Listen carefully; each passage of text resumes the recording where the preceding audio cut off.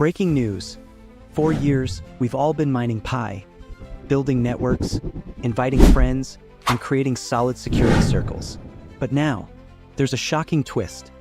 Pi Network has announced that anyone who doesn't complete KYC verification by the deadline could lose all the Pi they've mined so far. And here's the real kicker. Even those who've already completed KYC might not be entirely safe. What does this mean for the rest of us who've built our networks and invited these users? Will unverified Pi disappear, along with our referral rewards? Surprisingly, this could also work in our favor. With fewer Pi in circulation, the value could skyrocket. Some are even speculating that $1,000 per Pi might be possible. Let's dive deep into what this all means for you, your Pi, and the future of the network. In today's video, we're going to explore exactly what could happen to Pi rewards from referrals and security circles if users don't complete KYC on time.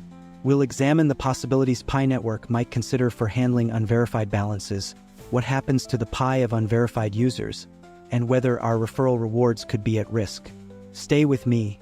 This topic is complex, but it's crucial for anyone involved in the Pi ecosystem. What happens if you don't complete KYC by the deadline? And how could this affect your Pi? A few weeks ago, the Pi Core team made an announcement that sent waves through the community. They shared that pioneers who don't complete KYC by a specific deadline risk losing their unverified Pi. Think about it. Some people have mined Pi for years, and with the press of a button, it could vanish if they fail to verify their identity. But the questions go beyond just these unverified pioneers. What happens to the Pi that others have earned through referrals and security circles connected to these unverified users? Could the KYC deadline be a strategy to reduce Pi supply and increase value? Let's take a moment to consider another angle. What if the Pi Core team is implementing these KYC deadlines to intentionally reduce Pi's circulating supply, ultimately making it scarcer and more valuable? By requiring pioneers to complete KYC, they might be weeding out inactive or uncommitted users. If a significant number of users fail to verify in time, the Pi they mined would effectively disappear from circulation, shrinking the total supply on mainnet. This scarcity could, in theory, make Pi more valuable for the verified users who successfully transition their balances. Many other cryptocurrency projects have benefited from mechanisms that reduce supply. For example, Bitcoin's halving events, where the mining reward is cut in half every 4 years, have consistently led to price increases. As the supply of new Bitcoin entering circulation is limited, Pi Network's KYC deadline might have a similar effect by reducing the number of Pi coins that make it to the mainnet. If the Pi Core team's KYC policy does lead to a reduced supply, do you think this could make Pi valuable enough to change lives? Could we see Pi becoming a key asset for early adopters and even creating new millionaires? So how many Pi coins could the average pioneer end up holding? If this strategy works and a substantial portion of unverified Pi is removed from circulation, we could see a redistribution of value. The pioneers who have fully verified, stayed active, and followed through with KYC could potentially hold a greater share of a smaller, more valuable Pi supply. Imagine having a large portion of a digital currency that's in limited supply. This could lead to significant gains, especially if Pi gains traction as a transactional currency in markets and businesses. So, how much Pi would you need for it to truly impact your life? If Pi's value increases through scarcity, would holding even a small balance mean that early pioneers like you have a real chance at financial transformation? In the end, if Pi Network does create a scarce asset by reducing the number of unverified coins, those who have remained active and completed KYC could be in a unique position. This strategy could create a strong incentive for Pi Network's core users to keep mining, stay active, and perhaps witness the development of a truly valuable cryptocurrency ecosystem. This could mark the beginning of Pi's journey to being more than just another digital currency, but a real financial asset that could bring positive changes to people's lives. Have you ever considered that your unverified referral network could impact your balance as well? What if the people you invited missed the deadline? Will that affect your rewards? How many Pi coins could the average pioneer end up holding if a large portion of unverified Pi is removed from circulation? Let's break down how rewards work in Pi. When you mine Pi, part of your balance comes directly from your own efforts. But if you've invited people to join, you also receive additional rewards from them. These are referral rewards.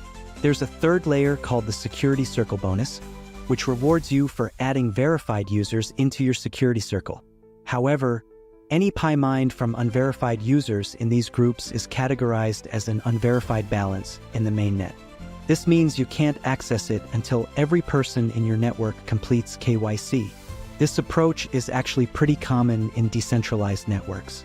It ensures that every user is verified to prevent fraud and other risks. However, Pi Network's decision to set a deadline is unique, adding a sense of urgency to the process. What do you think of Pi Network's decision to implement a KYC deadline? Is it a fair approach to ensure a trusted network, or does it put too much at risk?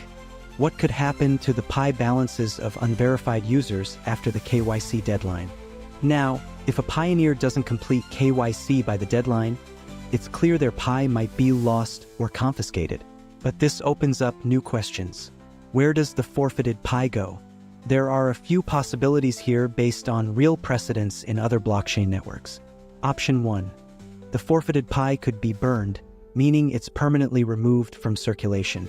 This could increase the overall value of Pi by reducing its total supply. Option 2. The forfeited Pi might be returned to the mining pool, allowing active and verified users to earn a slightly higher reward as a result.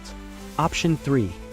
There's a chance that the confiscated Pi might be reserved for future development, such as funding network improvements, further incentivizing miners, or supporting KYC expansion.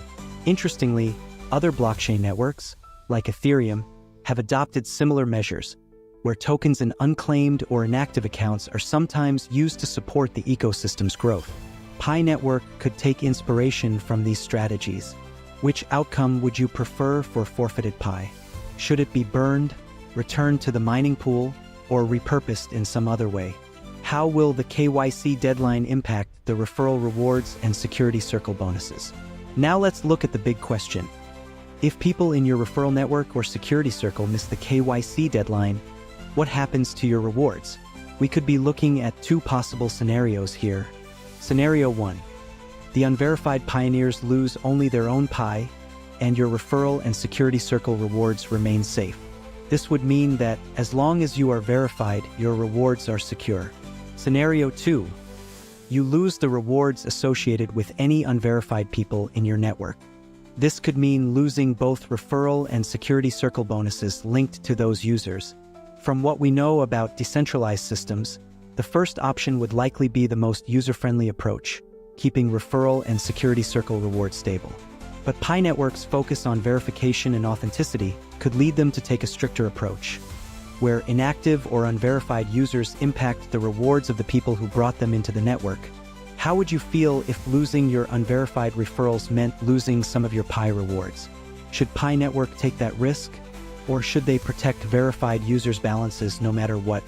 Could Pi Network's strict KYC approach strengthen the network and its value in the long run? Imagine a network where every member is verified, trusted, and contributing to a shared goal. The Pi Network could be aiming for this level of quality. The idea behind the KYC process and strict deadlines may be to build a stronger, more reliable community where every token has value because it was earned by verified members. If Pi reaches this goal, it could have massive implications for global use, making it an even more valuable asset for daily transactions. Could Pi Network's strict KYC approach actually make it stronger in the long run? Do you think this will help build a trusted, decentralized economy? Pi Network's KYC deadline has the potential to reshape the network, affecting unverified balances, referral rewards, and the future distribution of Pi. If Pi Network enforces these deadlines, we could see forfeited Pi either burned, added back to the mining pool, or used to grow the network. Ultimately, what do you think Pi Network should do with forfeited Pi balances? Share your thoughts in the comments. And if you haven't completed KYC yet, now's the time to make sure your hard-earned Pi remains safe. Don't forget to like, subscribe, and turn on notifications for more updates on the Pi Network and other exciting topics. Thank you for watching, and I'll see you in the next video.